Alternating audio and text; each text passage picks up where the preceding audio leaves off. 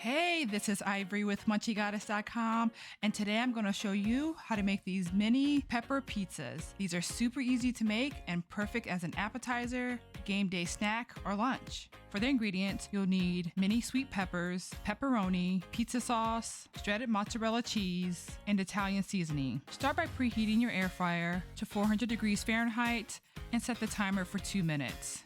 Next, cut the peppers in half lengthwise and cut out the seeds and the white membrane.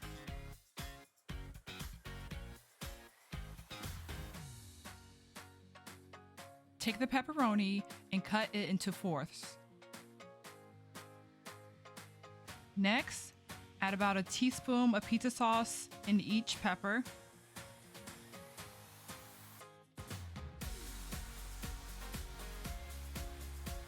And then top with cheese. Now we're going to add 2 to 3 drops of pizza sauce on top of the cheese.